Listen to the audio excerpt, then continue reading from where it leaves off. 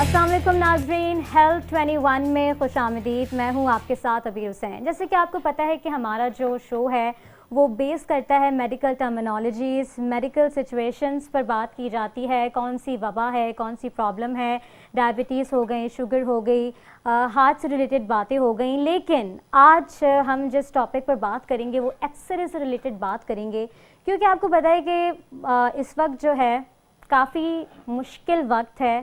कुछ लोग कहते हैं कि घबराना नहीं है, लेकिन ये घबराना भी है। लेकिन इतना नहीं घबराएं कि आप ये भूल जाएं कि एक्सरे कहाँ से करवाना है, किस तरीके से करवानी है, सेफ्टी प्रिकॉशंस कैसे लेनी है, कौन कौन से SOPs के साथ जो है काम करना है। इसी हवाले से आज हम बात करेंगे। हमारे साथ मौजूद हैं डॉक्टर ईसा लेबॉर्ट्रीज़ के इंचार्ज एक्सरे डिपार्टमेंट के, और इनका नाम है सिकंदर अब्दुल सत्तार। अस्सलाम वालेकुम सर।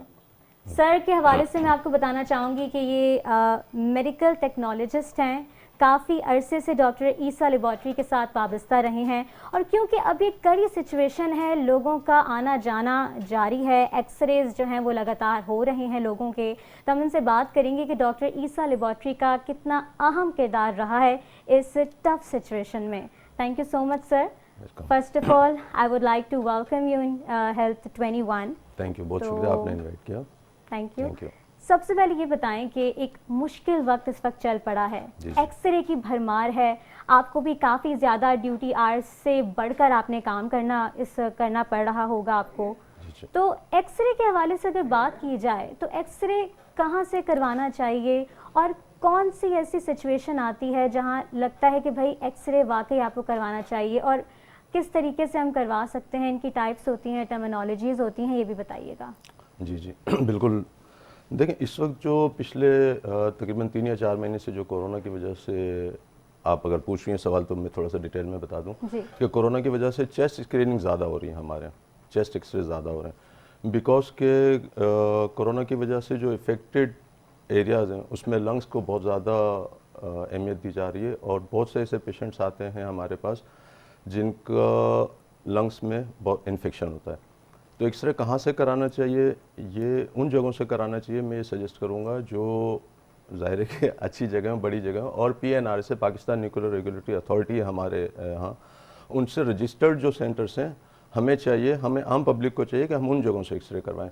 बिकॉज के वो रजिस्टर्ड होते हैं PNR से वो सेंटर्स, उनके टेक्नीशियंस ट्रेंड होते हैं, ठीक है, और इसके साथ साथ मशीनें वहाँ की ऑन एंड ऑफ चेक होती रहती हैं कि उसमें जो KV और मास सिलेक्शन है वो प्रॉपर है या नहीं है, उसके साथ जो इक्विपमेंट है दूसरे CR और DR वो भी इन ऑर्डर हैं या नहीं है।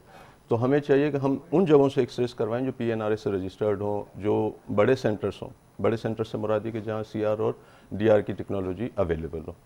ठीक है सर, ये भी बताइएगा कि डिफ्रेंशिएट अगर किया जाए, कंपैरिजन किया जाए, डॉक्टर ईसा लेबॉर्ट्री जो एक अहम किरदार अदा कर रही है, तो अगर हम दूसरे लेबॉर्ट्रीज़ की बात करें, जहां हॉस्पिटल्स की बात करें, एक्सरेज होते हैं, MRI होते हैं, तो डॉक्टर ईसा लेबॉर्ट्री किस तरीके से मुनफरिद है, यूनिक अगर बात की जाए तो किस तरीके से आप कहेंगे कि है? और आप लोगों का भी कहते हैं कि भाई हम जो एक्सरे करते हैं वो 100% ट्रू होते हैं, करेक्ट होते हैं, तो कौन सी प्रिकॉशंस आप लेते हैं, किस किस्म के आपको चैलेंजेस का सामना इस पेंडेमिक में करना पड़ रहा है with respect to X-ray and everything else? देखिए, ये जो इस वक्त सिचुएशन चल रही है उसमें हमारी पूरी कोशिश होती है कि हम प्रॉपर एक्सरेस करें, प्रॉपर टेस्ट करें, ना सिर्फ एक्सरेस बल्कि तमाम टेस्ट जो रेडियोलॉजी से रिलेटेड हैं, लैब से रिलेटेड हैं।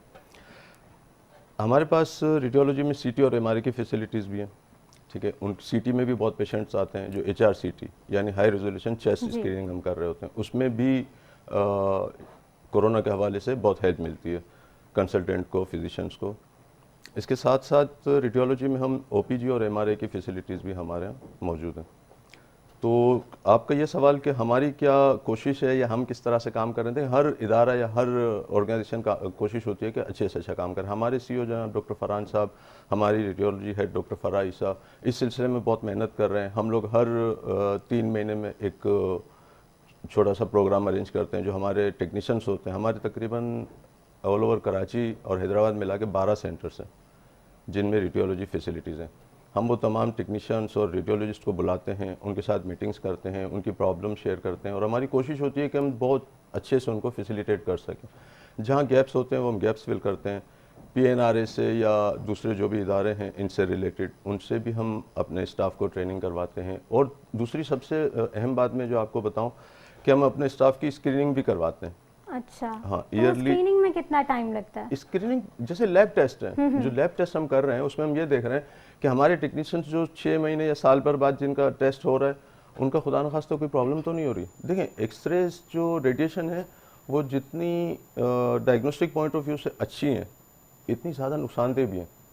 अगर हम ज़्यादा एक्सरेज करवाते हैं तो वो हार्मफुल है ह्यूमन बॉडी के लिए। तो मैं आज के इस प्रोग्राम के हवाले से मैं बिल्कुल ये कहना चाहूँगा कि बहुत फ्रीक्वेंटली एक्सरेज ना करवाएं। उमूमन ये होता है कि किसी को पेन हुआ, चलें जनाब मैं एक्सरे करवा के आ जाता हूँ। सॉरी, मैं आपकी बात काटूंगी, लेकिन मुझे एक बात ये बताइएगा, जैसे कि आपने बताया कि एक्सरेज से जो है हम बीमारी का पता लगाते हैं कि क्या बीमारी है, और दूसरी बात आप ये भी कह रहे हैं कि ज़्यादा एक्सरेज नहीं कराने चाहिए क्योंकि बीमारियाँ हो जाती हैं। तो कौन सी ऐसी बीमारियां हैं जिनका पता लगता है एक्सरेज के थ्रू, और कौन सी ऐसी बीमारियां हैं जो हो जाती हैं ज़्यादा एक्सरेज कराने से? देखें, हमें थोड़ा सा पीछे जाना होगा। ठीक है। देखें, स्टार्ट जो ये टेक्नोलॉजी हुई है 1895, 1895 में, बहुत बड़ा अरसा है।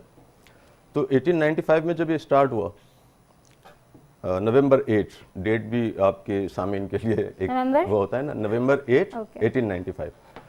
तो ये जर्मन में ये वो जैसे एक्सपेरिमेंट्स हो रहे थे उसी दौरान में ये एक्सरेज, जिसको रॉन्टजिन, प्रोफेसर रॉन्टजिन ने वो किया, और जर्मनी में काफ़ी अरसे तक एक्सरेज को एक्सरेज नहीं कहते थे, रॉन्टजिन रेस कहते थे, रॉन्टजिन रेस।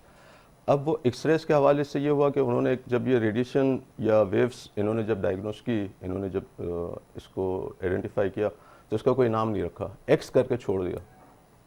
तो एक्सरेज रॉन्टजिन रेस कहते थे, और ये एक्सरेज हमारे यहाँ बाद में ये कॉमन हो गया एक्सरेज। तो एक्सरेज जब उस वक्त ये इन्होंने आइडेंटिफाई किया और ये एक्सरेज हो रहे थे, एक्सरेज के उस वक्त नुकसान सामने नहीं आए थे। अच्छा, ठीक है ना। इनको नोबेल प्राइज भी मिला था, ठीक है, 1901 में। इसके बाद ये एक्सरेज चलते रहे। 1930 और 1940 के बीच में, नाम मुझे याद नहीं आ रहा उनका, आर्नल्ड नाम था, पूरा नाम मुझे याद नहीं रहा। वो जो थे एक्सरे टेक्नोलॉजिस्ट थे, उनका जब टेस्ट करवाया गया तो वो ब्लड कैंसर में थे। इनके साथ एक और उनके असिस्टेंट थे, वो भी मेडिकल टेक्नोलॉजिस्ट थे, उनका भी ब्लड कैंसर डायग्नोस हुआ।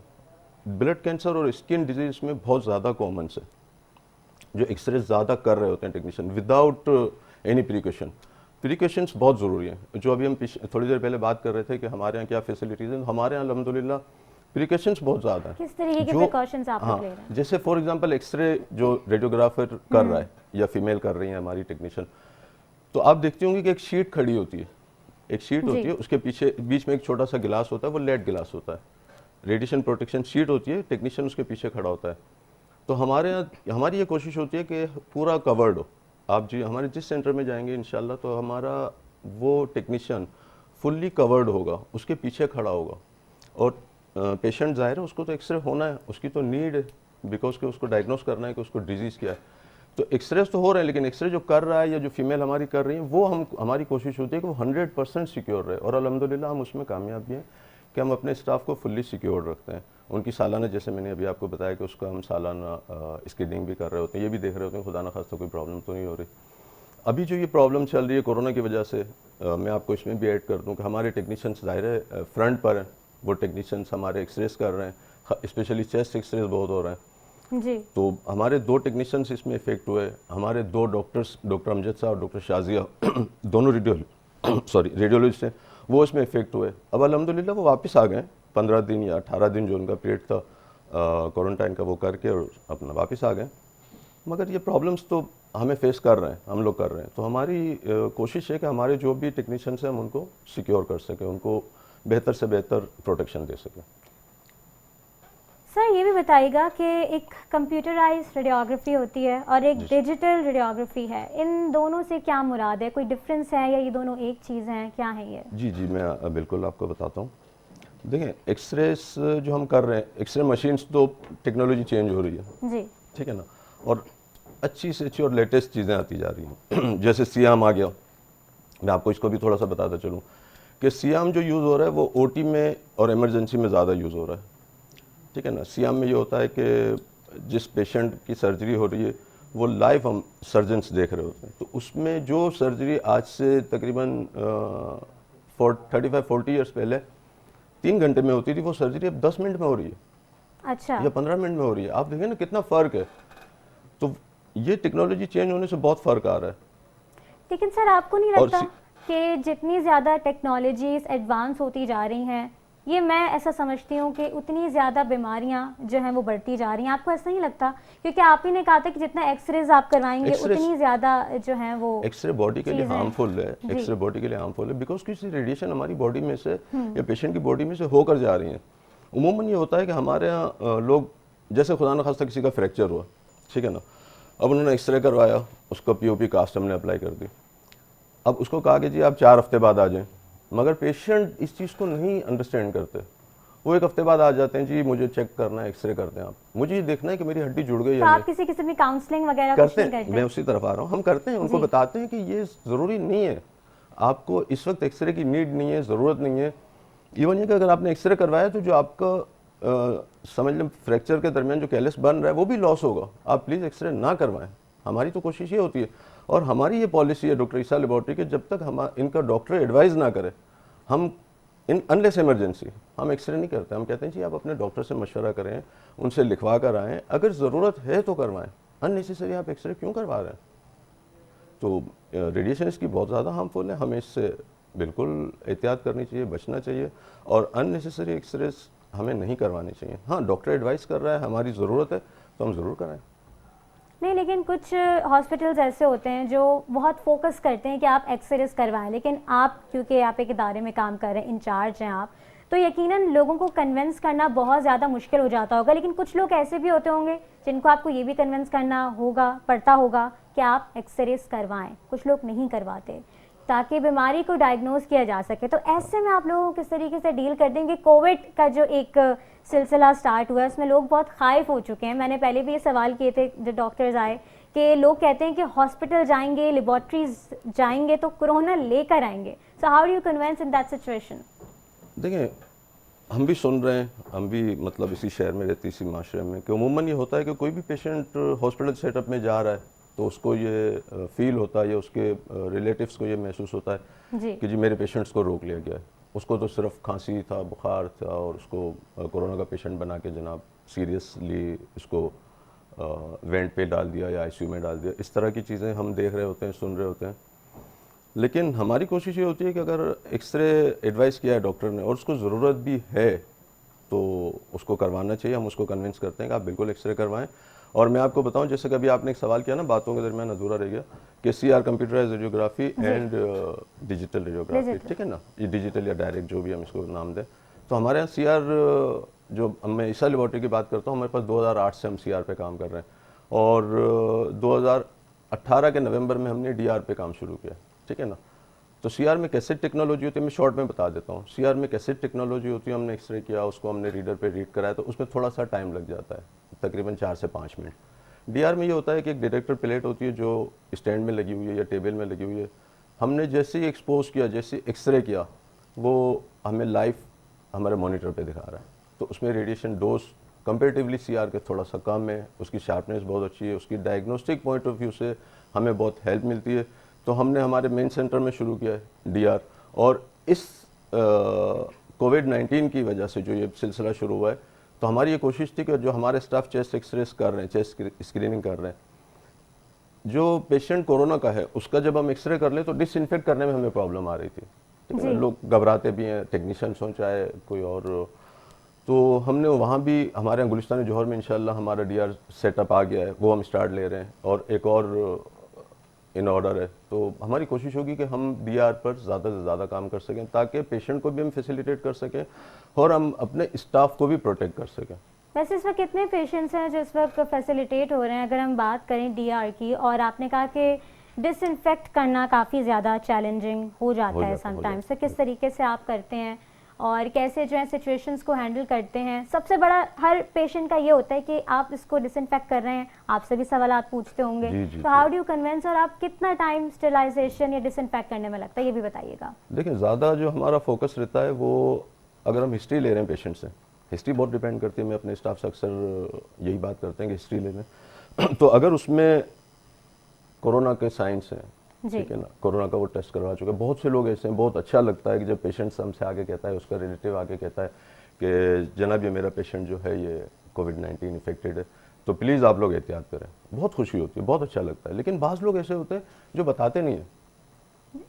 कुछ लोग ऐसे भी हैं जो हमें नहीं बताते हैं, तो उसमें हमें प्रॉब्लम फेस करनी पड़ती है। हमें, हमारा स्टाफ कहता है सर ये पता नहीं कोविड है नहीं है, तो ठीक है, हम तो हर पेशेंट को फिर समझ लेंगे कोविड ट्रीट कर रहे हैं। जो ज़रा सा भी हमें साइन सिम्टम्स लगता है कि खांसी है, बुखार है, ओल्ड एज, तो हम एक्सरे करते हैं जब पेशेंट इंटर हो रहा है, तो वो तो मेन गेट पे। मेन पे आपने जो डिसइंफेक्ट का पूछा तो मैं आपको बता दूंगा, चेस्ट एक्सरे जब हम कर लेते हैं, सीआर में होता है तो ये होता है कैसेट पूरी डिसइंफेक्ट करनी है उसको और स्टैंड पूरा, लेकिन डीआर में ये होता है कि वो उसके जो डायरेक्टर प्लेट है वो उसके अंदर ही है।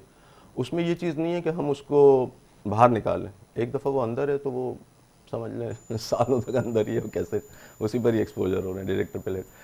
तो उसको फ़ौरन हमने मतलब एक्सरे जैसे पेशेंट ने किया, हमने उसको स्प्रे कर दिया, ठीक है ना, और थोड़ा सा टाइम ले लिया नेक्स्ट पेशेंट के लिए, कम से कम 4-5 मिनट, ताकि डिसइंफेक्ट के बाद आपको पता है थोड़ा सा नमी सी आ जाती है, ताकि नेक्स्ट पेशेंट, खुदा ना खास्ता अगर हमारी कोशिश है कि हम किसी को अच्छा ट्रीटमेंट कर सकें, लेकिन अगर खुदा ना खास्ता हम ट्रीटमेंट नहीं कर सकते तो हम उसको कोई खुदा ना खास्ता एडवाइस दें, खुदा ना खास्ता कोई हम उसको प्रॉब्लम में ना करें, कोई डिजीज़ ना दे दें। ये हमारी कोशिश होती है कि हम अच्छे से अच्छा इनको डायग्नोस करके दें। सर आखिर मैं आपसे ये कहना चाहूँगी कि कोई मैसेज आप देना चाहेंगे लेबॉर्ट्रीज, हॉस्पिटल्स में इस वक्त लोग काम कर रहे हैं, आप जैसे बहुत सारे मोटिवेटेड एक्सरेज इंचार्ज जो हैं डिफरेंट लेबॉर्ट्रीज और हॉस्पिटल्स में इस वक्त काम कर रहे हैं, काफ़ी चैलेंजिंग सिचुएशन बन चुकी है लोगों के हवाले से भी, हर शख्स के हवाले से, तो आप इस मुश्किल वक्त में क्या पैगाम देना चाहेंगे लोगों को?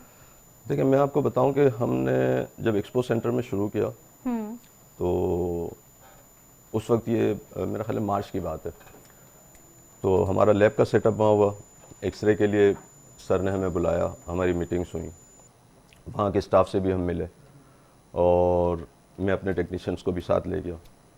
कुछ वॉलंटियर्स भी वहाँ थे जो मुख्तलिफ इदारों से आए थे, कराची यूनिवर्सिटी से भी कुछ लोग आए थे। तो उन सब का जब हमारी मीटिंग हुई तो उनका कहना ये था कि सर जब ये पेशेंट्स आएगा यहाँ तो कोरोना का ही पेशेंट आएगा ना। बिल्कुल वो है इसी के लिए आइसोलेशन सेंटर बना है, इसी के लिए कि कोरोना के पेशेंट्स आएंगे। तो जब कोरोना के पेशेंट्स आएंगे तो अब जैसे फॉर एग्जांपल मेरे पास 10 टेक्नीशियंस हैं, तो उसमें तो चलें जनाब मान लिया कि 7 तैयार हो गए, तो 2 या 3 तो ऐसे हैं जो रिलेक्टेड हैं, वो एज ज़्यादा है या किसी और वजह से कि जी मैं इफेक्ट हो जाऊँगा तो लिहाजा मैं तो नहीं करूँगा। तो हमने इसके लिए प्लान किया, वहाँ के एडमिनिस्ट्रेटर हैं जनाब इरफान साहब, हमारे वहाँ पे लैब के अनवर शेख साहब हैं, उनके साथ मिलकर हमने प्लान किया और हमने इतना अच्छी तरीके से किया है कि गिलास है यानी शीशा है, ठीक है ना, पेशेंट्स उस तरफ है, एक्सरे मशीन इधर है, आप समझिए मेरी बात? बिल्कुल, ठीक है ना, ये गिलास है, पेशेंट्स वहाँ है, वो रेड जोन है, हम जहाँ पे खड़े हैं, जहाँ ये इस वक्त मैं बैठा हूँ, ये ग्रीन जोन है। हम यहाँ से हमने मशीन फिक्स की हुई है, स्टैंड उस तरफ है, CR या DR वहाँ पे जो भी है, और यहाँ से हम एक्सपोजर कर रहे हैं। जो भी वहाँ नर्सिंग स्टाफ है वो चूँकि फुल्ली उसने एक्यूब्रेक किट वगैरह पहनी हुई है, उसने पेशेंट्स को समझा दिया, यहाँ से हमने एक्सपोजर किया और मॉनिटर पे हमने आगे उसको फॉरवर्ड कर दिया, तो टेक्नीशियंस को वहाँ जाने की ज़रूरत ही नहीं है, ठीक है ना। तो ये इस तरह की प्रैक्टिस हम कर रहे हैं कि हमारे पेशेंट्स भी फैसिलिटेट होते रहें और हमारा स्टाफ सेफ रहे, ठीक है। हमने डायग्नोस करना है चेस्ट एक्सरेज में, जो ज़्यादातर तो चेस्ट स्क्रीनिंग ही हो रही है, और जो भी कोविड के पेशेंट्स आते हैं वो चेस्ट एक्सरेज हमारे पास ज़्यादा आ रहे हैं। पिछले दिनों तो चेस्ट स्क्रीनिंग बहुत बढ़ गई थी, लेकिन हमारी कोशिश ये होती है कि हम डायग्नोस्टिक पॉइंट ऑफ व्यू से उनको अच्छा इमेजेस दे सकें और अपने स्टाफ को सेफ रख सकें। Thank you so much. हमारे साथ आज डॉक्टर ईसा लेबॉर्ट्री के एक्सरे इंचार्ज सिकंदर अब्दुल सत्तार मौजूद थे। उन्होंने बताया कि किस तरीके से चैलेंजेस का सामना करना पड़ता है, एक्सरेज हों या कोई मेडिकल चेकअप हो, किसी किस्म का सैंपल चेक हो, सब हवाले से उन्होंने हमें आगाह किया, क्योंकि ये एक मुश्किल वक्त है, तो हमारा काम है, लोगों का काम है, और डॉक्टर्स को काफ़ी ज़्यादा जो है मुश्किलात का सामना करना पड़ता है। लेकिन डॉक्टर ईसा लेबॉर्ट्री एक ऐसा इदारा है जो लोगों का तो ख्याल रखते ही हैं, लेकिन साथ साथ अपनी मैनेजमेंट का भी ख्याल रखते हैं। इंशाल्लाह अगले हफ्ते आपसे मुलाकात होगी एक नए मौजू के साथ। अपना बहुत सारा ख्याल रखिएगा। अबीर हुसैन को इजाज़त दीजिए। अल्लाह हाफ़िज़।